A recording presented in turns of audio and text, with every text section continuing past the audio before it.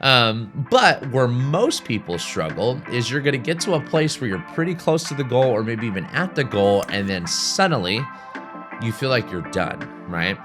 There needs to be this just like omnipresence around the process. Like the work is the goal.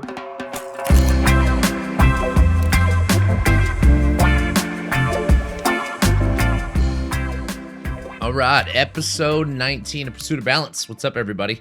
We're going to talk about one that I've been holding on to for probably about 4 or 5 weeks, and I was trying to figure out the name, trying to figure out a little bit more context, and honestly, I kind of took 2 episodes and I meshed this together, right? I had one that I had that was called Process Creates Presence, and I had another one that was Bread and Circuses, and most people would be like, what the fuck is this going on? And that's actually what I'm going to call it, I think. Maybe like the modern day circuses and bread, whatever it is. So to give you a little context, obviously, on what that means, I was listening to this podcast a few months ago, and this guy, I don't even know who he was. First time I've ever heard of this guest, and it was like on Iced Coffee Hour or whatever it was. And he was talking about, he's like, a lot of these distractions that we have in life, he's like, I look at this as like what the Roman emperors were doing with bread and circuses. And I'm like, never heard this before.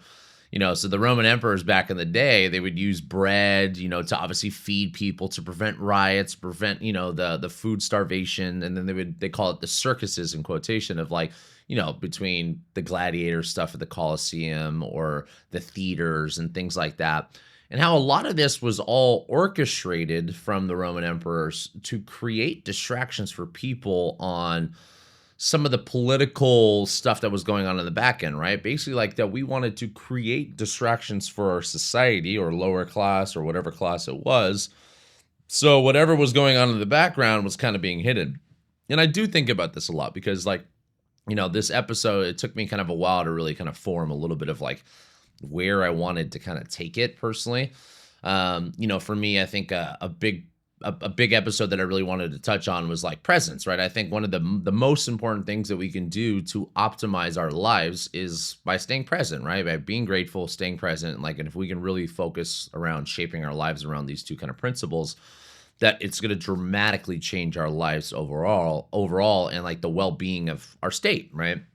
So I think about this a lot, and I was trying to really kind of narrow it down of like, okay, like, what am I going to talk about, right? How do I connect the Roman emperors using bread and circuses and theaters and distractions as where we are in the modern day, right? And I really wanted to kind of first segue into like how distractions in general are the thing that are limiting most people, including myself in a lot of different areas too. But like, I try to think about from the podcast itself or my work with what I do with both my team and my clients, and then just overall general, right? Like what I want to create for my life and my family's life, for my wife and my friends and family and things like that.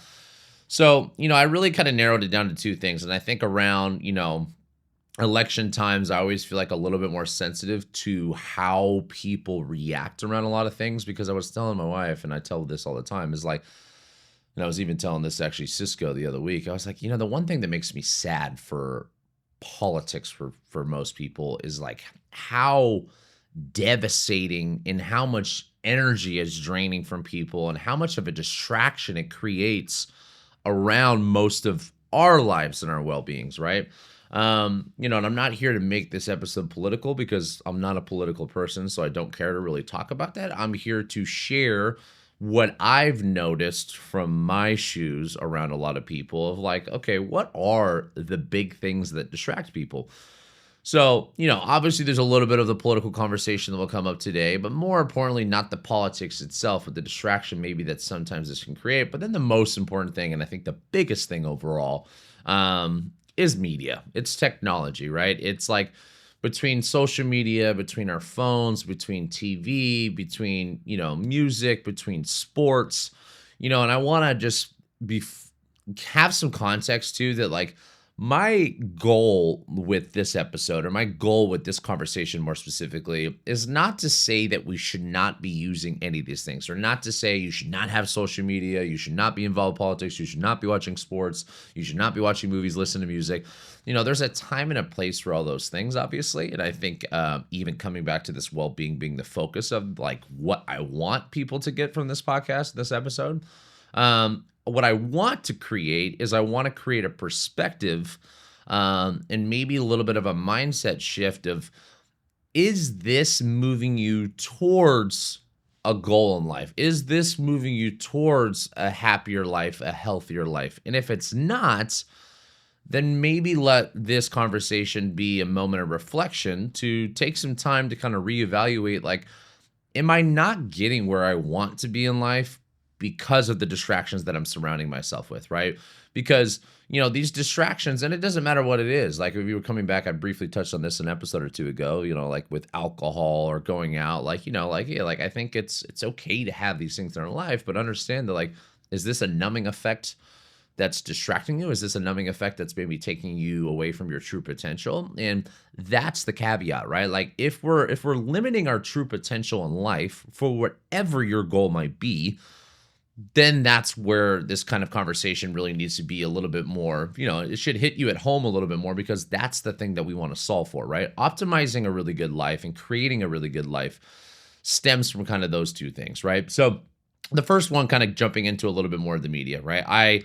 I personally myself, I think with work, I'm on my phone a lot. Just, it doesn't matter if it's Gmail or scheduling, and obviously a lot of just social media between posting a podcast or posting Instagram videos. And I go in cycles of like, oh, I like this as if I'm a producer. I don't like this if I'm a consumer. But I think the consumption and production sometimes is a little bit cyclical for me. At the end of the day, I really like watching TV with my wife. I like watching my 49ers play during football season. I like to watch other sports, movies, things like that. So it's like, I like all those things, but I do catch myself a lot where I feel that it's actually distracting me from what I really, really want to focus on, which is most importantly, like, I want to be present, right? I'm having a conversation with somebody on the team today, for example, that, like, something that I've noticed is there's distractions around that are pulling you away from your true potential at work, right? And so, like, for me, like, when I evaluate the team, or if, like, I'm looking at a client, and we talked about this a little bit a couple episodes with, like, limited beliefs of, like, sometimes we shape our narrative and tell ourselves based off our biases or things that we talked about last week of, like, these are the things that are kind of forming our decisions and making our decisions along the way.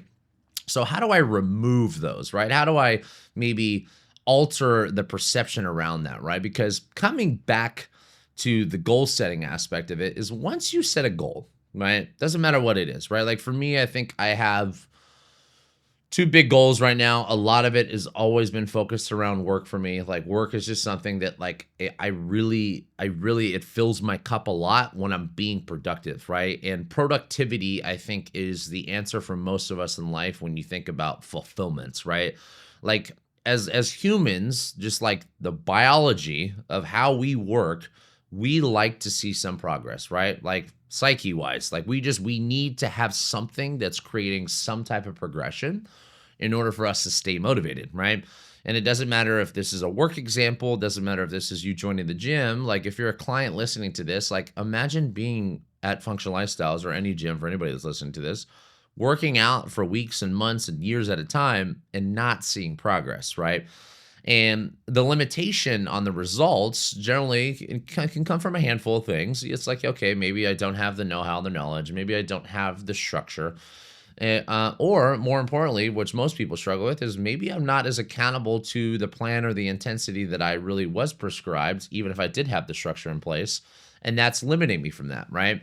And when I look at the accountability, because, like, I think, like, for my job, I think it's probably the thing that I try to solve for the most, is like, how do I solve this accountability issue that most people deal with, right? Most people are unsuccessful with their results in the gym, the results from work, or whatever they're trying to pull it, the relationships, their family, those things like that, whatever that might be, because they're not as accountable as they should be, right? We make up excuses, we play victim to things, we're not present in the moment. But most importantly, like today's episode is, like, we're distracted by other things, right? So the distraction itself is the thing that pulls you away from the presence that is required to be successful, right? And, when I think about this for myself, like, I think about this a lot with work, is in my kind of current state of work, there's just a lot of things that I need to be proactively doing in order to kind of stay on the trajectory that I want to be, focused on with my work. Like the growth aspects of my job or my career, or the financial kind of freedom that I want to create for my family. There's a lot of proactivity that needs to be involved to do so versus like, okay, versus taking it slow, doing my job, saving a little bit. Like there's just a lot of things that I need to do. Um, and I have this kind of little dynamic sometimes of like, I think sometimes I say this to coaches is like, hey, you're going to get to a certain point in your schedule in your business where you're starting to make good money. You're starting to have a full book of clients. You can start cherry picking the type of clients you want to work with. But there's this threshold that's interesting in life that sometimes the threshold of success is actually a curse, disguised as a blessing, right? And the reason why I say it that way is because obviously success is a blessing, right? It's beautiful to at your work or in your relationship or your gym, your results, whatever we're talking about. Like I said, like we want to be successful, but there's this little weird thing that goes on in our brain where it becomes a curse because that little bit of success sometimes allows us to go, oh, do I get to take my foot off the gas? Do I get to coast now? Do I get to go into maintenance mode? Do I get to change my work ethic or my drive towards what I had when I was chasing a result, right? And I think, for a lot of clients, this is something I talk about in the beginning of like an intake assessment with somebody is the hard part of what you're going to go through besides this initial your first few weeks of it just being difficult because you're sore, you're reacclimating, it's a new habit you're trying to form, etc., is getting to the goal is one thing, right? The goal, achieving any goal in life, if you're setting goals that are difficult enough, should be, difficult. It should be hard work. There should be something that like you should feel the dopamine rush of the achievement of it, but more importantly, the chase of it, right? Because that's the thing that obviously keeps us going, right? But where most people struggle is you're going to get to a place where you're pretty close to the goal or maybe even at the goal, and then suddenly you feel like you're done, right? And this is why with my work, I see these cycles and seasons for people where they're really motivated, they're working really hard, they're dialing down their diet, they're working out more times a week maybe than normal, and then suddenly something happens, right? And it's either sometimes it's the blessing of or the curse of it being success and kind of getting to a place, or sometimes it's the exact opposite, like I talked about, where it's just like, I never really got there. I never really saw the progress. I never really saw the change in motivation. And I think a lot of times where that comes from and what it stemmed on is the distractions that are put in place in front of us that are limiting our ability to stay accountable and to remain disciplined in the act of the work, right? So, when I mentioned that title of one podcast and like, I was like, I don't know if this is a long enough even conversation for me, right? So that's kind of why I meshed these two. I think about kind of 3 timelines in my head, right? I talk about this with goal setting with clients. I talk about this in goal setting with the team. I talk about this in sales training. And I think about this a lot with just honestly just having conversations with people. As I've always said, there's 3 timelines, right? You're going to look at timeline number 1, which is where you currently are in your history, right? So like when I do an intake with anybody or I'm talking to anybody, more in the professional setting, obviously, I tend to ask, or not even professional setting, just in general, right? If I'm meeting somebody new, I like to ask history, right? Like, I kind of hired a mentor a little bit with some real estate stuff over the last few weeks. And I had like my first call with him last night. And, like the same way I started the conversation is like, I wanted to know more background. I wanted to know like how he got started. And if you were in this position, like, what would you do differently, right? And kind of where you're currently at, what do you see as that kind of moving forward? So like I always say, A is like, I want to figure out all the data points on what's worked for you and what has not worked for you, right? Or if you've not had any success, like challenge the person to kind of give me a little perspective on why do you think you have not been successful? So I think kind of gathering some of the data, gathering some of the pain points for some people. Second timeline that I like to look at is goal, right? Like where do you want to be in life, right? With your body and your fitness. Where do you want to be when I'm talking to the team with your work and your job, right? Where do you want to be with your schedule or your work-life balance or your income or whatever that might be? So when I'm working with a team or a client, I tend to kind of focus on like, okay, what is that next destination? And just to kind of pause there before I get to the third one, the one thing I will say about goal setting in general is, and I'll probably touch on this a lot in the beginning of the year because I love going over goal setting. And I think just like understanding just good frameworks for people to have of like what are a balance of realistic and unrealistic goals. And more importantly, like how do I structure them to become more successful with them? The one thing in my eyes for myself that I've realized sometimes and in just my work is sometimes the goal is a distraction as well, right? And it sounds weird, right? Because like you need to have a goal, you need to have a target, you need to have something that you're kind of shooting for. But if all you do is focus on something that you don't currently have or a place that you're not currently at, by definition, you are no longer present, right? And a quote that I say a lot, it's probably more to the team on like one-on-ones, is like, don't let the next thing ruin the current thing, right?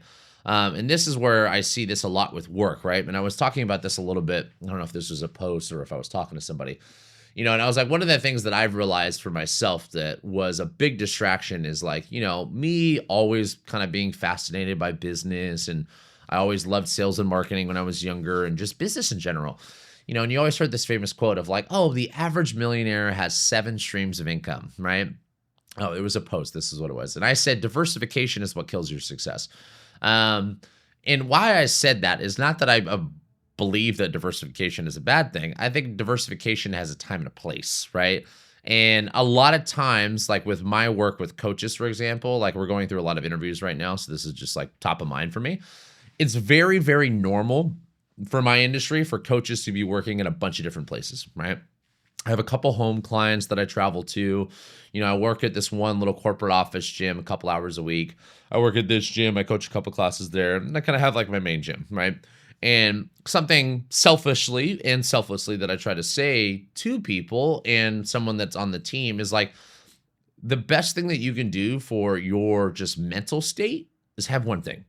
Like get really, really, really good at one thing, right? Put all your eggs into one thing, right? Focus on one thing, because I think the more little things that we kind of give our energy away to and we quote unquote diversify, you are creating by nature more distractions for you, right? Like you are creating more opportunities for you to fail, right? Like from a client perspective, I see this probably the most on diets, but also training too. It's very normal for me to be in an intake with somebody and they're like, well, I do Pilates once a week. I play, pickleball on Saturdays. I try to do some strength training here and there once or twice. Like they kind of like are a little bit all over the place. And at the end of the day, like if you were to look at the parallels, yeah, I'd much rather somebody have a little bit of everything and be active. But I also think from like the psychology aspect of it, you would actually have a higher ROI on your motivation and increase your motivation by dedicating a little bit more time, energy, and resources towards one thing, right? So instead of doing one, it's like maybe do 3 or 4 days of this and maybe sprinkle a couple of other things, right? Or like be in seasons, right? Like the same way that I treat training as far as a programming perspective is like when we go through a cycle, we're going to try to pick a quote unquote focus, right? Like we're going to try to get a little stronger here. Or like this cycle is more about building muscle. Or this cycle is going to be a blend of like improving strength and conditioning and being a little more well-rounded. This one's going to be more about mobility and restoration. Like, whatever the cycle might be from a programming perspective for a client or even our classes. So I think like trying to do your best to dedicate more energy into one thing, right? Like allowing yourself to not set yourself up for failure, and I see this all the time, right? Like we have somebody that's like, okay, well, I have a little investing, I have some day trading, and then I have my, my different fantasy leagues that I'm involved with, and I go do this, and I try to go at work, and I have 3 different jobs. And it's like, that unfortunately tends to be the person that sounds like they're doing a lot, but in reality is not really getting a lot of forward momentum or progress, right? Because that's like the definition to me of like, you're busy, you're not as productive, right? So I think productivity is really the thing that's going to allow you to feel better, right? Because, something that I say all the time is like, I want you to be motivated, right? Like my job is beautiful when I'm working with somebody that's motivated to make change, right? My job has a lot of friction and is emotionally and mentally a little bit more draining when I have someone that's unmotivated, right? I was just telling this to, it was somebody in Palo Alto. I was like, it's an interesting thing that when you get to a point in your career where, I always said this, like when I first started my career, both whatever job or position or title I had, I always just said yes to everything. It doesn't matter if I was at the gym for 12 hours and I only had 4 clients. I would just say yes. Yeah, I got a 6 a.m. client, I got a noon client, I got a 4 p.m. client, and a 5 p.m. client. So it felt like long days, but I didn't feel like I was getting a lot. From a productivity standpoint, I was just like, there's a lot of hanging around, right? Like, you got to build your business. That's something I say in interviews all the time is like, our job is tough because like you start over every place you go. It's not like most people's jobs where I got a salary, I got a new company and I start over and I'm getting a consistent paycheck. It's like, you got to build your book from ground zero, right? And a lot of service-based businesses kind of are like that. But over time, assuming you're good at what you do, you start to build your books, you start to build your schedule, you start to build the business. And then you get to this beautiful point in the business where you can actually start to cherry pick who you want to work with, right? I don't know why I'm forgetting who I was talking to this. It was just literally yesterday. And I was saying, I was like, hey, it's fun now that we're like at a point because like, I will be transparent. Like there are some clients that come through with intakes that like either might feel like a headache or might feel like they're not motivated or they're almost like shopping around. They're not really sure they want to commit. And like transparently, it's like, hey, maybe it's not right for you yet, right? Maybe you're not at that point where you're ready to actually make that change. And that's okay, right? Like I think at the end of the day, it's like, even though my job is to help create and foster an environment for somebody to be that, or as a quote unquote salesperson on the front end, do my job to not manipulate the person, but influence them to make the decision for the better. I also am more transparent now, being a little bit more matured in my career of like, hey, if it's not right yet, because that sounds like you're giving me a lot of like flip-flop answers, you're shopping around, that pain is not intense enough, right? And I think in order for us to make change in life, the pain needs to be intense, right? And a lot of times we just numb ourselves enough where the pain is not enough, right?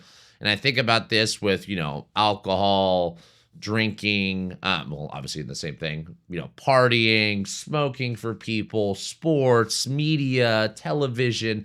These are all distraction and numbing agents for us, right? Like it's a way for us to kind of not really think about having the moment for introspection, having the ability to critically think for ourselves, having the ability to think about how do I make a bigger impact or a positive change, either with my family, my career, my body, health, whatever that might be, right? So coming back to the goal thing is like, I think no matter what, you need to know where you're coming from and you need to understand the history, right? Like history is one of the best teachers we have. Pain, I think, is the best teacher, but history is obviously going to tell you like, why, okay, this worked. Why? Why did that work? Why did that relationship work? Why did that job work? Why were you happy there? Or hey, the exact opposite scenario. Why were you not happy there? What did you dislike about that? Like learning from those things. At the end of the day, I was talking to Fada about this, so she's probably listening. So shout out Fada.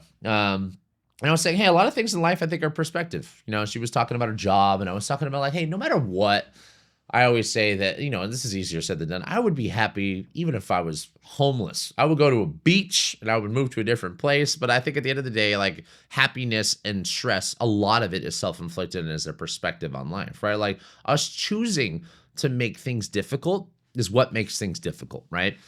So the goal setting part is your target, right? It's the thing that you're looking at. It's your finish line of like, okay, this is what I am working towards.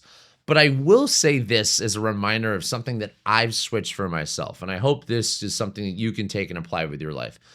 I've kind of, I would say over the last, I don't know, honestly, like probably 4 or 5 years, maybe even longer, I've started to kind of get away from like goal setting, right? And what I mean by that is targets that are outside of me, right? I tried to make the goal the process, right? I try to make the thing that I'm trying to do, I want the goals or the thing that I don't have to be a byproduct of the work that I'm doing, right? Like at the end of the day, for me, why I always say I'm never going to retire is because I enjoy my work, right? I enjoy the process of what I do. When I start to not enjoy it is when I start to put all these other variables in place of like, well, I don't have this much money. I should have this many locations. I think a lot of times we look at these like typical, this is actually a podcast script that I have for one day of like how I say the American dream's dead. And really what I mean by that is like, there's a lot of things that I think we self-inflict as pressure for ourselves that like, you need to go to school, you need to get a good degree, you need to get a good job, you need to buy a house by this age, you need to start a family, find a wife or a husband, you need to raise a family and have kids, and these are all quote unquote needs that I think are just sometimes made up by ourselves. But I think a lot of times like we create this pressure of perception to others, right? So our perception is the perception of others as well, right? So when you think about why some people choose to be busy and not productive, is like sometimes it looks cool to tell people that I have this going on, this going on. There was a podcast I was listening to with I forget what the scientist's name was, and he was talking about like how we get the same dopamine rush from the act of telling people what we're doing, right? Like it feels good to like, oh yeah, I just, just what I did. Maybe this is a little bit of something I wasn't even unconscious about, like telling you about, oh, I just paid for a mentorship to do this for some real estate thing and things like that. But whatever, coming back to the third timeline, right? A, history, current state, B, goals, right? And these 2 points are kind of like my start, my finish line for clients and kind of how I look at it, the framework. C is just like the process, right? Like the process of how am I going to get myself or you from where you are to where you want to be, right? The process requires presence, right? So presence and process for me are always 2 things that I come back to. Diversification is something that for a long time, I'm 34 years now, 34 years old. I've been in business coming up for 9 years. I've been in the industry for 17 years. There has been so many things along the way where I had to talk myself out of it, right? Because I was like, no, I don't want this to be a distraction. I finally feel like I've reached a point where my schedule, my work, my systems in place that I've built, I got great team, got great managers. So it's like allowed me to like, okay, now I can dedicate a little bit more energy, time, and resources to kind of building this ancillary thing, right? And for a long time, I had to convince myself out of it. I remember like in 2017, I opened up the Palo Alto location. 2018, we started to have a little bit of growth. And I was like, all right, like young entrepreneur, like it's working. And then I was like, fuck it, I'm opening up a second location. And I knew there was a gym that was closing down maybe 6 minutes away. And then, I was like, okay, maybe I'm going to entertain. So I remember I was talking to the broker. And then I was like, okay, I'm going to start a meal prep service too. So this could be like another stack that I can vertically integrate into the business that can help our clients, right? It's another way for me to kind of make money. It's another way for, me to grow the business in that aspect, but it's also another way to me to serve clients. So I can create this like all-in-one thing for the client where they don't have to go to different places. Like let me do the work of, finding the right food or finding the right services that are ancillary to what we do. And I had to talk myself out of both of those. And I'm so glad that I did, because me having the hesitation and not doing it, I honestly think that if I were to go through with both of those things or even one of those things, I might have killed the business completely, right? Because I would have took the energy and time that I was putting into the business trying to grow it, and I would have pulled some energy and resources out, right? And maybe that would have created a little bit more of a stressful life for me, right? Because those were distractions, right? Maybe that stress would have impacted my relationship negatively, right? Maybe that would have failed the original functional lifestyles locations. Like it's easy to say in hindsight, like it worked or didn't work. But I think that the thing for me that has allowed me to kind of, when I really want to focus on something with health, or I really want to focus on something with like at home in my relationship, or I really want to focus on something at my work, I need to be like omnipresent with it. I need to just be focused on the process, right? So eliminating distractions around to kind of wrap up all this stuff that I'm talking about is like, I think is probably the number one ingredient for you to be successful. It's like, yes, you need good targets. Yes, you need good work ethic and discipline. Yes, you need the knowledge and know-how. But I will say the knowledge and know-how, it's much easier more than ever. We live in the best time in like ever as far as age goes to acquire knowledge at a very quick pace, right? When I do show notes, when I'm doing even prep for this stuff, dude, me and AI are going at it. I'm asking questions. I'm trying to get data points. I'm trying to understand. I'm trying to ask challenging questions of like, dude, what do you think on this? So like I think from a knowledge perspective, based off people around you or in just technology around us, it's very easy or easier. I think building the structure and the accountability around it is the hardest part, right? For my job, my clients, my team, it's like, how do I keep me disciplined enough to just stay focused on the work, right? To keep doing things that remain productive. I think from a well-being perspective, this is kind of an interesting take on this, but like I was talking about this in the last time I was doing onboarding for the new coaches or last round of hiring, that like we were talking about, like sharing stories of like, what are things that help you with stress management? What are things that help you with sleep management? And the thing that I said helped me with stress and sleep the most was productivity. And it's an interesting thing. It's like, it's not wearing my blue light blockers. It's not drinking caffeine late. It wasn't eating late meals. Like those all things had negative impacts. But what made me sleep like a baby was knowing that I went through my day and I was as productive as I possibly could, right? And that productivity, not just at work, right? When I think about what is me being productive at home feel like is like I want to be present with my wife. Like I want to be able to get home and just shut down, right? Something that, she works very hard. We talk about this all the time at home that like I wish she would just like have some boundaries to be able to shut work off. And same thing for me, right? There's like last night I was on a call for this mentorship call from 9 p.m. to like 11 p.m. at night. So like, there's certain seasons in life and phases of life with, people that are parents or people that are like earlier in the career or just like building something where it's like harder to create those. But I think productivity for me is like time with my wife, like, and not time with my wife distracted by things, not like just hanging out, just watching TV or just being on our phone, sitting next to each other, it's like talking to each other. And I will say sometimes she's better at that than I am, right? It was like sometimes I just want to distract myself and numb myself. But I think that those are all distractions that are created as numbing agents, like I said, right? I think distractions by definition are things that we use to make ourselves feel good by quote unquote being busy, to tell ourselves that we're doing more than we are, or we're using them as numbing agents towards other things, right? So it's like, okay, how do I tie this title into everything that I just went over, right? Like, what the fuck does this have to do with bread and circuses, right? And I think about a lot of this stuff when I think about propaganda in general, and I think about media in general. It's created to grab your attention, right? I think like eyeballs and attention are the new currency, right? Like even when you think about from a business perspective, obviously I think about this with marketing, right? Like the most important thing we need to do is captivate people. We need to get people to create some attention because if people don't know you, you're not going to grow your business, right? But then I also think about that on the other side as the consumer, right? Like I talk about this with, what were we just talking about? How like our phones are listening to us and, you talk about something and suddenly you're getting ads for it. And, I was talking on this with the marketing call and I was telling him, I was like, hey, like as a business owner, yeah, sure. It's cool. It's nice to have stuff that like shows up that's hyper targeted towards maybe someone that would benefit from this product or service.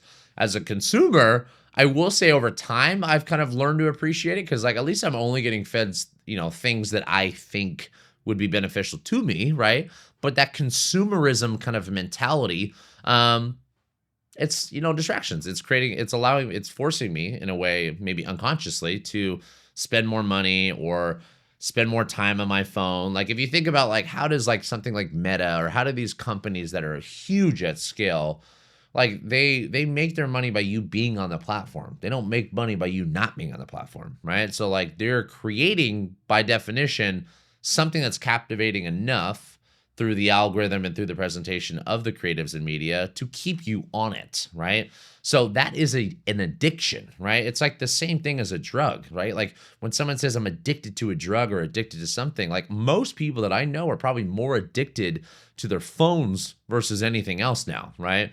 And it's funny that you see this. It's like, oh, drinking's at an all-time low. Things like we look at some of the other factors like, oh, cool, this has got to be great. But then I look at the other side of like, well, some of these other distractions are at an all-time high and growing at a faster rate that we can even keep up with, right? So learn to create boundaries around, you got to reflect on what is a distraction for you, right? Like what are some things maybe that are taking me away? I've always used to make fun of this, like when guys would take off, guys or girls, whatever, would take off like time from work because their team lost, right? Like I'm like, oh my God, like that. How pathetic does that sound to like be so distraught that a sports team, right? This is a little bit of an ego statement, but I'm going to say it. And people always like, yeah, whatever. But I always say that I'm not wearing a jersey of anybody that's an active player, right? I'm not wearing an active man or woman that's an active player because for me, it's like I like watching sports, right? But I'll wear jerseys of retired people because I look at them as role models or, Hall of Famers, superstars kind of in spaces. But sometimes I view sports as a distraction, right? Even though I enjoy sports, I enjoy watching movies, I enjoy watching TV. So I think like the framework that I really would like you guys to kind of take with you is like, try to find this balance as always of like, what do you think are the things that are maybe distractions in my life that are taking me away from like bettering my parenting ability with my kids and being present with that, bettering my relationship with my wife or husband, bettering my output at work with my job, bettering my ability to, do things for my health with my nutrition or my training. Because, like the average person, I think in total, like on one of the data points I looked at, in total was like over 8 hours a day between laptops, TVs, phones. And to be honest with you, I think it's even higher. But that was what this kind of data point was saying for an average. So if you think about that, like, I mean, honestly, do the math on that, right? It's like 7 times 8. What is that? 56 hours a week, right? It's like if someone's sleeping 8 hours a night, which most people aren't, it's like, hey, like outside of work. So most people are distracted at work. They're distracted in the gym. Even you see this at the gym, right? Like, this era of working out, you see so many people that are just stuck on their phones, right? Like they're working out, they're in between sets. I see it even in classes. Like people go answer emails in between. Like you were just like, you're so distracted by it. And when I say you, I want to make sure I'm not sounding like I'm blaming people. I deal with this a lot. I think the phone is one of the biggest things that's taking me away from some of my true potential. So I just use that as kind of a reminder for you guys that like a lot of times in life, distractions are created by others on purpose or indirectly as kind of things that maybe are numbing you, but they are taking away from your ability to optimize every single part of your life, right? Like if you really want to be amazing and successful with everything you do, there needs to be this just like omnipresence around the process. Like the work is the goal, right? Like just let that resonate. Like the action, the work, that is the goal. That's the only goal. And then when I reframe that for myself of like, if the only goal I have in place is to be productive, right? Is to be a good human, is to be a good husband, is to be a good future father, is to be a good friend, right? And to most importantly, to enjoy my fucking life. If that's the only thing that I do, and that's the only thing that I put as a goal, how can I ever be unhappy? But when I said, oh, I need to have this, I need to be making X, I need to be driving this car, I need to be living here, I need, like, those are all things that I put outside of myself. And when I was younger, those outside goals are what created both stress because I wasn't there. Granted, they were a target. I don't want to like disregard that you shouldn't do that. Like I still have goals that are outside of myself, but I really have limited them. But more importantly is I almost looked at them as distraction because that was the only thing I was thinking about, right? It was like, I need to be focused on the work. Like if I want to put 10 pounds of muscle, I don't just focus on building 10 pounds of muscle. I focus on my workouts need to be so intense. My workouts need to be progressively overloaded week by week. My diet needs to be dialed. My protein intake needs to be higher. My calories need to be like, I need to focus on the work part of it. Like what are the mechanisms that make me achieve a goal as a byproduct?